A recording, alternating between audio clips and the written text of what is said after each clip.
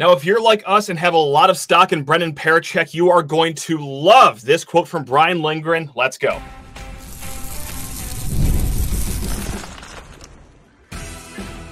You are Locked On Spartans, your daily podcast on the Michigan State Spartans, part of the Locked On Podcast Network, your team every day. Today's episode of Locked On Spartans is brought to you by FanDuel. Make every moment more. As playoffs have winded down, the sports have stopped sporting like we want them to. But hey, this summer, FanDuel's hooking up all customers with a boost or a bonus daily. That's right. There's something for everyone every day all summer long. Just visit FanDuel.com to get started. Spartan friends, Spartan family, Locked On Spartans listeners, thank you all so much for kicking off your day with us here at Locked On Spartans, your team in green and white 5 days a week. Please rate, review, subscribe, and after making this your first listen, go ahead and make Locked On Big Ten your second listen. Another great show here on the Locked On Podcast Network. Any questions? If there's a segment that we haven't really gotten to that you want to know about as we approach kickoff, and now 4 weeks, hey, hit us up, lockedonspartans@gmail.com. All right, today after practice on Thursday, some coaches, some players, they spoke with the media. And guys, if you've been listening to this podcast, not even the everydayers, we've talked about Brennan Parachek enough where even if you just listen sporadically, you've probably heard us talk about him.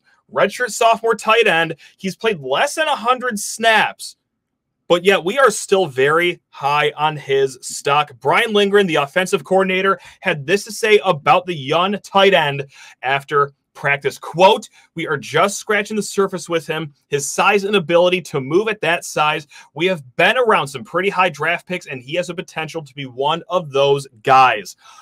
Oh, yeah. Oh, yeah. We're not just spewing nonsense on this show just for the fun of it. No. There is reason that we are high on Brennan Parachek. We're going to break it all down here in a little bit. We're going to add some detail onto Brian Lindgren's comment, but let's just talk about those draft picks right now, because this is as important as Brennan Parachek is as a player. So the draft picks that Brian Lindgren is talking about, he's had 2 guys at Oregon State drafted in 2022.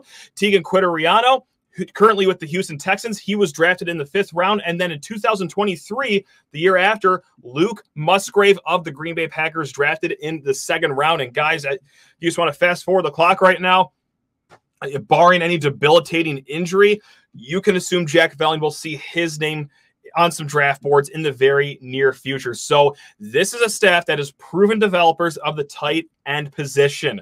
Not just that, but they also run more 12 personnel than average across the country. Now, 12 personnel, of course, that's 1 running back, that's 2 tight ends.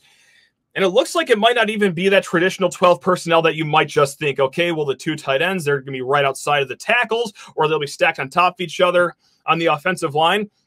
Brian Lindgren said as much that Brennan Parachek, yes, he plays a traditional tight end spot in these early fall camps, but they've also booted him out wide too. Like, they're using him all over the field, because this is where we're going to start talking about Brennan Parachek.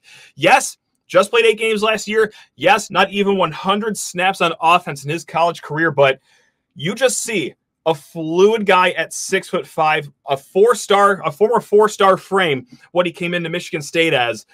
There is a reason he was ranked 4 stars. We see tall tight ends all the time, right? We see big guys that have physical traits all the time, but they just don't have the fluidity that Brennan Parachek has. This is what is going to make him special this year. So the combination of the pedigree he has, the physical traits that he has standing at 6'5", 250, the proven development from this staff, and the offense that they run that focuses on the tight end, that's why you can expect Brennan Parachek to have a big year coming up. Now, let's not kid ourselves. Jack Velling, the transfer tight end over from Oregon State, one of the best in the nation, according to Jonathan Smith, he's going to be getting the lion's share of touches and spotlight at the tight end position. But Brennan Parachek will be as good of a complimentary tight end as you could probably hope for. That's one of the early shots that we are calling here. So Brian Lindgren, of course, he didn't just wax poetically about Brennan Parachek for 15 minutes in front of the media. He bebopped around different position groups. We're going to move to running back up next. Very complimentary of Nate Carter, saying, quote, "I am super excited about Nate." And also mentioned that UMass transfer K'Ron Lynch-Adams will be getting some first-team reps here. And that should not come as a surprise. Yes, Nate Carter, the presumed starter right now, but K'Ron Lynch-Adams, as a guy that had 1,100 rushing yards last year, he had a really good game against Auburn last year, 14 carries, 100 yards. 101 yards against the Tigers last year. And how about this? I just had to throw this out too. Against Army last year, 34 carries, 234 yards. Haven't seen a running back box score like that since 2012 Le'Veon Bell era. So shout out to those glory days. But yes, he didn't transfer to Michigan State as an 1,000+ yard rusher just to, be buried on the depth chart.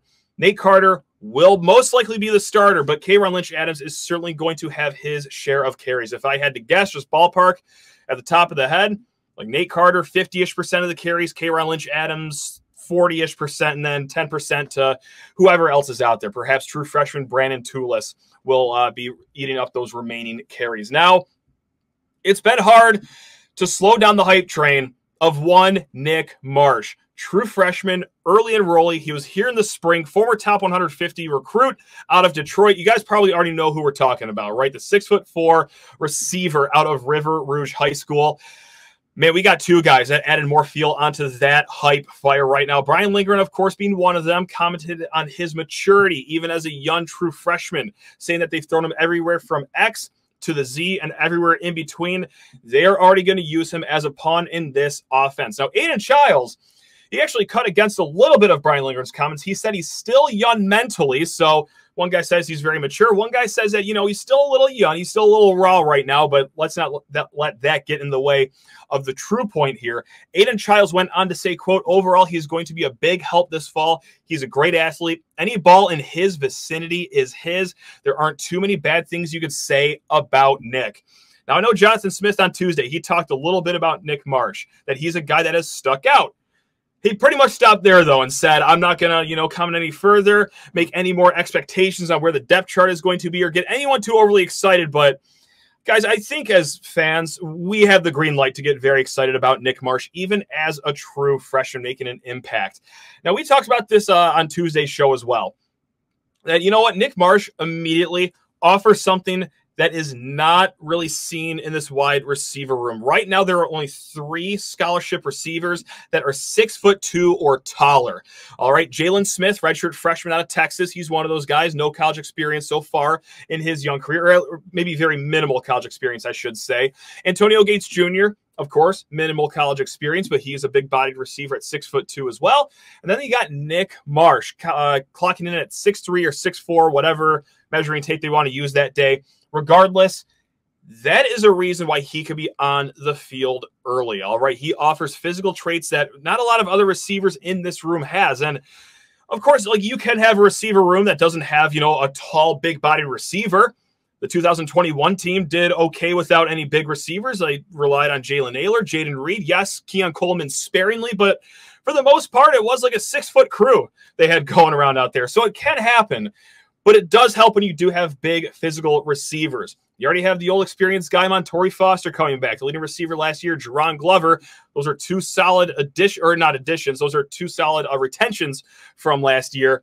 Now you get the addition of Nick Marsh.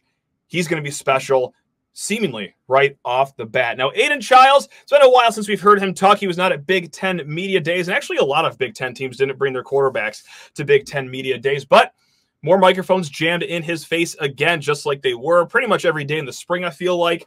Now, he commented on himself. This was a nice one, saying, quote, I feel like I've calmed down a lot, especially in the pocket.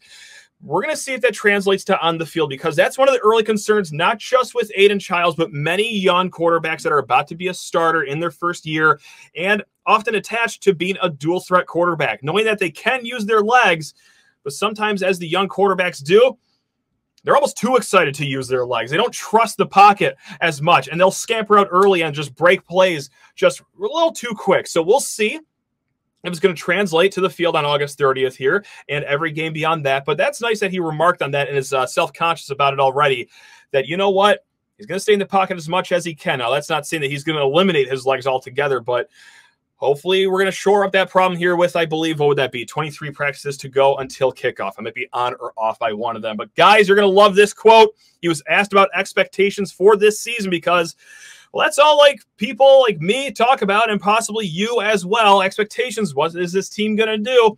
He kept it short. I just want to win games. I am playing to win. So we're going to get some defensive side of the ball quotes. And also we will be joined in the third segment by Danny Freund. Who is that?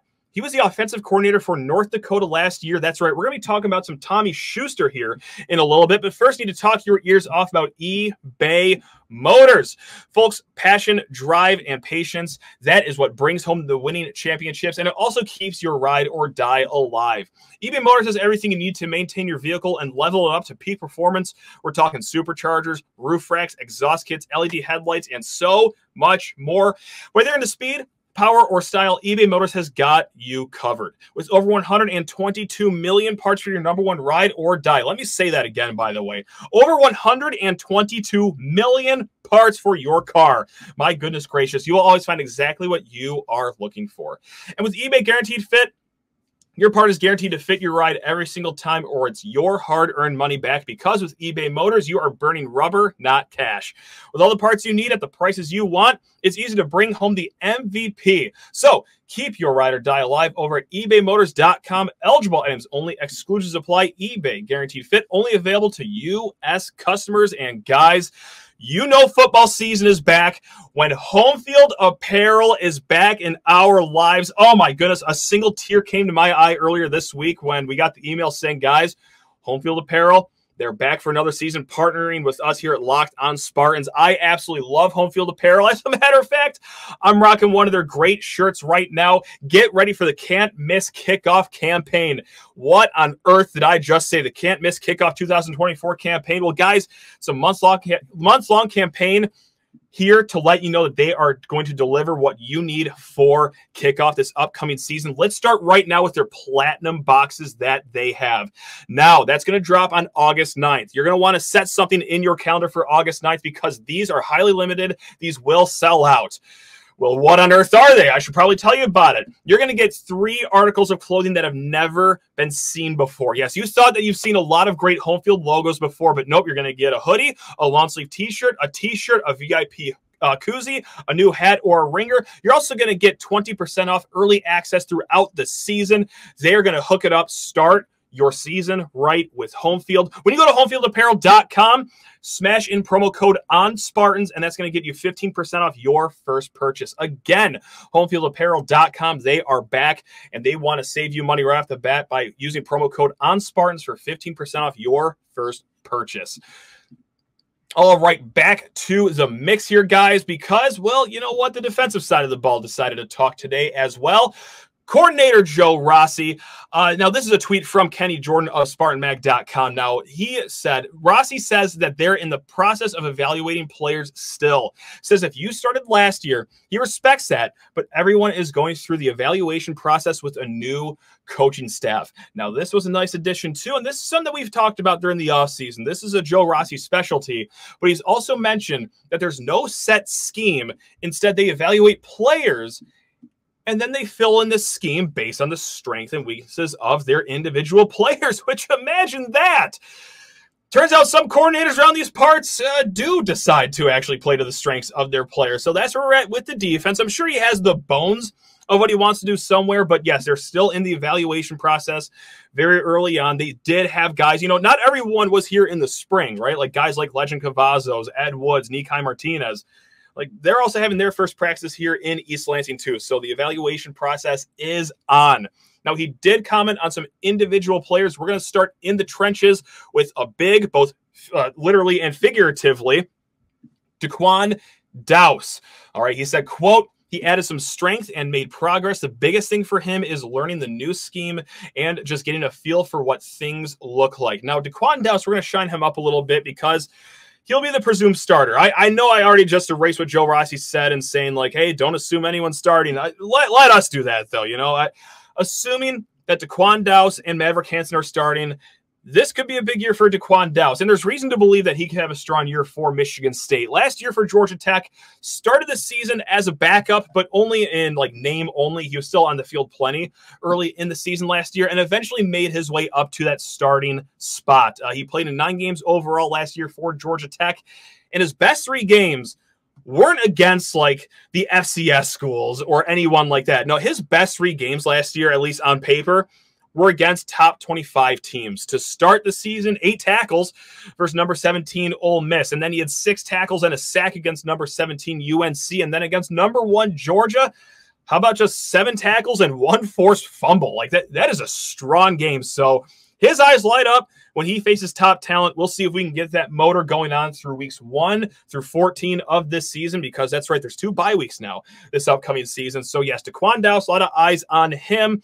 And so far, well, looking so good. You know, he's added some strength and made some progress thus far, according to Joe Rossi. Now, another guy that we've been talking about ad nauseum this offseason, it's linebacker Wayne Matthews, transfer from Old Dominion, because if you watched Michigan State last year, even just one game, even if you just decided to stop watching after that Washington game, I understand. You know, we had probably better things to do, but if you're a sicko like I am and you watched every single game, you know that the pass coverage at the linebacker position was, Sparty probably could have done a better job out there than what we were seeing last year. Anyway, important transfer from Wayne Matthews, and Joe Rossi saying, quote, I think Wayne is a really good player. He had a really good day today. Wayne does a nice job in coverage. Now, it's not just us blindly saying this. The fine folks over at Pro Football Focus, they have put a lot of shine on Wayne Matthews too.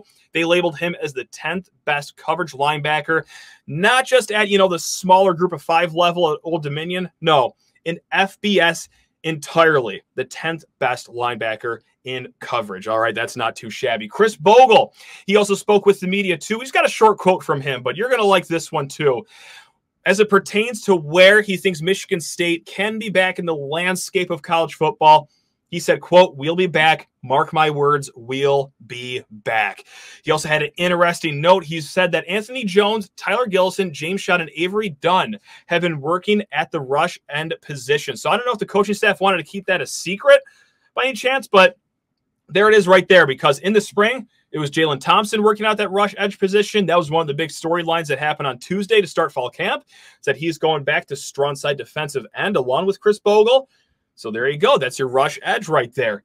Anthony Jones, transfer from Indiana. Tyler Gillison, transfer from Cincinnati. And then young redshirt freshman James Schott. And then Avery Dunn, who is here for his 5th year, I believe.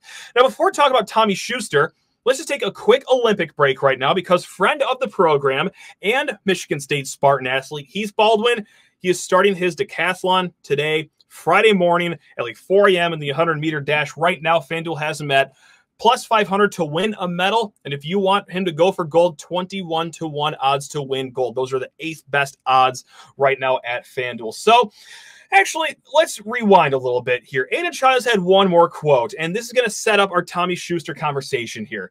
Chiles on Tommy Schuster said, quote, that's touchdown, Tommy. He don't miss. I like Tommy. All right, so let's talk about Tommy Schuster, the backup quarterback, transfers here from North Dakota. It's a great story. He went to high school over at Chippewa Valley in Metro Detroit. It's a homecoming of sorts for Mr. Schuster. Before we talk with his former offensive coordinator, let's just, I guess I should explain why we are talking about the backup quarterback here. Guys, in 5 of the last 9 MSU seasons, they've had to start a backup quarterback for at least one game. All right, the 2023 season last year, it was a carousel of quarterbacks last year. The 2020 season, 2018 season, the Brian Lewerke shoulder season, 2016, Tyler O'Connor, he had to miss a game against Maryland with an injury, and even the 2015 game, guys, even if you have high expectations for this team, backup quarterback matters, because, well, it did in 2015. Of course, I'm talking about that road game in Columbus with Damian Terry and Tyler O'Connor splitting the duties. So we're not just saying it just because, you know, I'm a little chicken little of a worrier over here. Like, yes, that is true. I do worry a lot, especially on this show. But there's reason to talk about a backup quarterback and the situation here should Aidan Chiles, God forbid, go down. You got a good one, though, here, right, guys? Like, we got a really good one. He is the 2nd highest FCS transfer quarterback, according to 24/7 Sports. Only Max Brosmer, who went from New Hampshire to Minnesota, was ranked higher than him out of the FCS. Now, his track record, Tommy Schuster's track record, just 2 multi-interception games over at North Dakota. Last year, 70.5% completion percentage. That is unbelievable, okay? If there's a passing record over at North Dakota, yeah, he said it. Like, he lit every single record ablaze over there in Grand Forks. Now, against FBS schools in the last 3 years, let's just go through his box scores, because he does have FBS opponent experience. Last year against Boise State, 17-29, 142 yards, 1 touchdown, no picks. The year before that against Nebraska, 24 of 37, 131 yards despite 37 pass attempts, 1 touchdown, no picks. And then Utah State, much higher yardage right here. 29 of 43, 345 yards, 1 touchdown, 2 picks. So just looking at the box score, you're seeing a lot of pass attempts. You're also seeing a lot of completions, but low yardage. What he is known for is what Aidan Chiles just said and what Coach Danny Freund is about to tell us. His accuracy is top-notch. All right. And actually, do you know what? I'm just going to make a note right here on this interview we have coming up. I did ask a question to Coach Danny Freund. What is going to translate between the FCS level he was playing at and Big Ten Power 4 football? The audio on his end cut out a little bit. The answer is going to sound like, oh, he's really good at learning a playbook. Before that, he was talking about his accuracy and how his accuracy is going to translate over to the Big Ten level.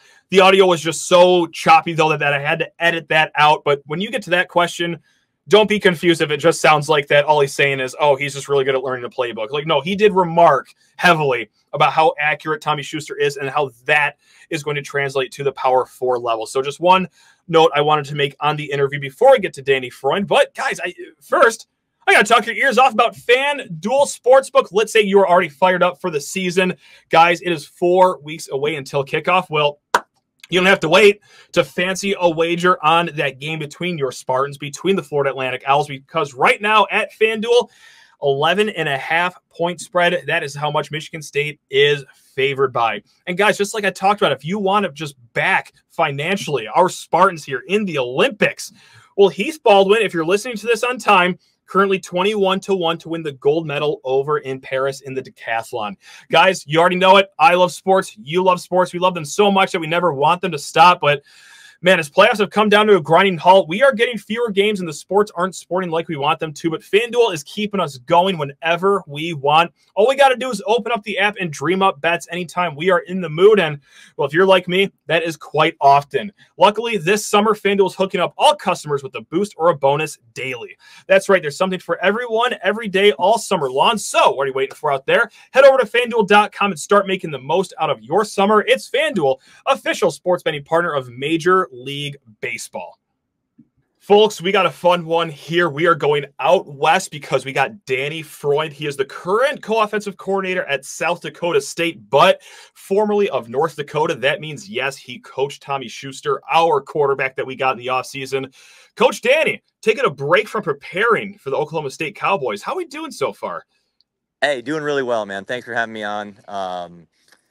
We report tomorrow, so we're just kind of getting ready for fall camp and script and practice and getting all the guys back here. Had a nice weekend with the family, but we're rolling starting tomorrow. So in a new spot. I was at North Dakota for a long time, so I'm really looking forward to working with these guys here in Brookings. It's like 86 over here, sunny, but it truly feels like football season is upon us. Like I could feel the crisp fall weather just coming down the chute here. But Coach, look, you've obviously have experience with Tommy Schuster. This is a transfer quarterback, Michigan State. And you know what? Jonathan Smith has said as much that, well, right now, Aidan Chiles is the starting quarterback. There's not much of a quarterback battle. But should there be an injury to Aidan Chiles or a lack of performance or any reason that Tommy Schuster finds the field, let's just start with this one. Like, what kind of a player is Michigan State going to get on the field this fall should Tommy Schuster play some QB? Yeah, I mean, he's really experienced. He's a smart football player. He's tough. He's very calm. He's very poised. His demeanor, like, it's very not too high, not too low, which is kind of what you want in a quarterback at times. But he's very, very confident. He's played a lot of football against a lot of good opponents in college. I mean, he started pretty much 4 years for us at UND, and he's a Michigan kid, so it's kind of cool for him to be able to go back home and play his final year in the Big Ten. Have a great relationship with him. We recruited him out of high school, and it was a late take for us at UND, and it ended up working out really well. He set all of our records at the University of North Dakota in terms of passing and completion percentage and all that. But he's a kid that just makes really good decisions with the football. Not going to be overwhelmed by the moment. I mean, we played Nebraska as the season opener in 2022, and he played a really good game against those guys. And I mean, I know he's excited for the opportunity and has been really excited about the coaching staff there at Michigan State and what he's learned and what he can kind of do to, potentially be ready to go this fall if called upon. I would love to take it back to the beginning here because, look, it's a Metro Detroit kid, finds a home in North Dakota. How did that work? Like, who found who first? How on earth did this ever transpire? Yeah, I mean, we don't really generally recruit Michigan when we were at North Dakota, but we had a quarterback committed for like 6 months, and that kid ended up decommitting late and taking an FBS offer. So we were kind of searching for QBs. And Tommy was a kid whose film came across, and we knew Coach Merchant from a while back. We had recruited another kid from Chippewa Valley, so um, ended up offering him like super late. We I think it was a Wednesday in February was the signing day. We offered him on a Monday. Wow. He committed on a Tuesday, sight unseen. I mean, and if you don't, I mean, you've never been to North Dakota. It's kind of Right.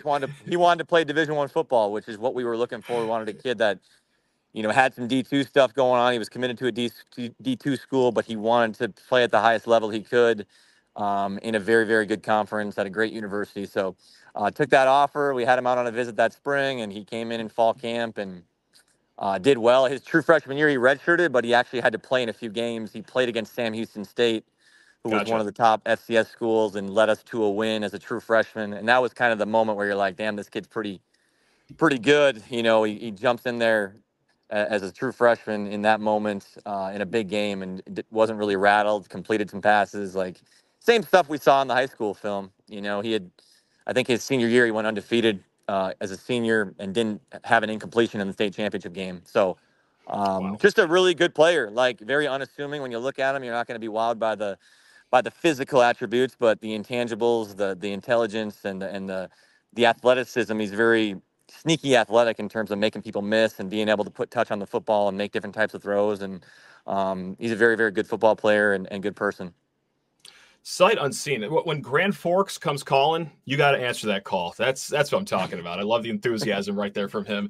But just like you've mentioned, and just like a lot of state fans know if they followed the Tommy Schuster commitment and everything like that, record breaker over at North Dakota, record for most passing yards, completions, touchdowns, all-purpose offense. Just like you said, he basically started all 4 years. He started 42 games over there. What impressed you the most about what he did on the field throughout his career, in your opinion? I just think the accuracy, obviously, like there's a lot of different things you can look at when you evaluate quarterbacks, but really I think it comes down to the decision-making ability under pressure and then being able to throw the ball in spots where you guys can get it. He's a very accurate player, makes great decisions, doesn't turn the ball over that much, and has some escapability in the pocket. So I think all those things kind of combine, but the biggest thing is just his poise in terms of how he handles the position. Getting into a huddle, not being rattled, very instilling a lot of confidence in the guys, with his calm demeanor. I think that's a really good trait that he has in terms of his leadership ability. But yeah, just his intelligence and his willingness to stand in there and make throws and take hits and not really think anything of it. He just kind of makes play Yeah. after play, and whether it's a good play or a bad play, he doesn't get really rattled. It's a very unique trait in that regard. But yeah, just a really good football player. Comes from a really good family, good parents. Like that's kind of who he is. And the starting quarterback right now, Aidan Chiles, he's billed as this big-time dual threat quarterback. How about Tommy? Is there any dual threat to his game? What are his legs like in or outside the pocket? Yeah, he does have a lot of ability to create with his legs, but I would say it's more in the passing game when things break down in the pocket. Like we had some design runs, but it was more we knew he was going to create a few opportunities every game just with his legs running around in terms of some drop back stuff or some pocket movement stuff where he has to go create. Yeah. But yeah, there's some element to that, but he's not gonna run a 4.5 or 4.6. But Sure. he was a soccer player growing up, competitively played basketball, played baseball. He's got really good hips, good agility, quick feet. He's a tough guy to bring down in the pocket in short area, so he can kind of get out. And when he scrambles, he does a great job of keeping his eyes downfield and forcing the defense to kind of have to play both. So that's, I think when you talk in terms of using his legs and his dual threat, it's more the ability to extend plays. But I know when his game elevated for us, it was on third downs when he had to go get something with his feet. He was willing to go scramble and willing to put his body on the line and get first down. So, yeah, there is an element of that. And he's an exciting player to watch just because he can create a little bit. So when it comes to making the jump from FCS level football all the way to Power 4 football, like obviously there's going to be a talent gap all over the place position wise. But for the quarterback position, what do you think will translate for Tommy to where he was at North Dakota to even, as big time as Big Ten football? Yeah, I think just his ability he'll learn the playbook. He'll do a great job in terms of some of the things that the coaches want, and he can kind of has the experience to be able to go out there and do it. How would you describe the offense over at North Dakota? Just, kind of how big of a learning gap it's going to be from going to, what you guys ran over there to what we're going to have in East Lansing? Yeah, that's a good question, because I talked to Coach Lindgren a little bit during this process, and we had some crossover games with those guys.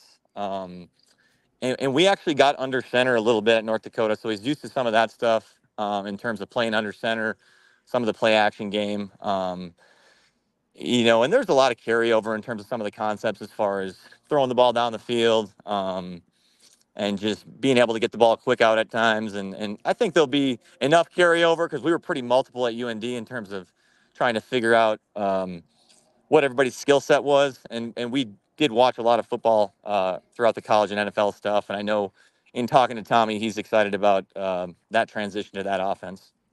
That's what I'm talking about. Coach Danny Freund over there, South Dakota State right now, formerly of North Dakota. That's all we got on Tommy Schuster, unless there's anything else that you want to mention about him that you think Spartan Nation should know that we didn't hit on in the last few minutes. No, I would just we covered it. I think he's excited for the opportunity. He really enjoyed, the process of spring ball and kind of getting to know his new teammates and all that. And he's a great kid. He'll work hard, and we're excited to kind of follow him from afar this fall. Hey, we're excited to follow him as well. And you know what? Now I'm going to follow you guys over there. I'm going to follow the Jackrabbits too. All right. I'm going to be a surrogate fan. Good luck in Stillwater. You got this. Down with Oklahoma State. So best of luck the upcoming season, Coach. Hey, I appreciate it, man. These guys, we've played them when I was at UND the last 3-4 years, and they know a lot about Tommy down here in Jackrabbit country too. And he played some great games against these guys. So it's, it's unique. You get to a different school, but a lot of these guys on this team had a lot of great things to say about Tommy and knew he was hard to tackle and all that stuff. So, it's a great league, and it's a great spot. So really looking forward to this fall.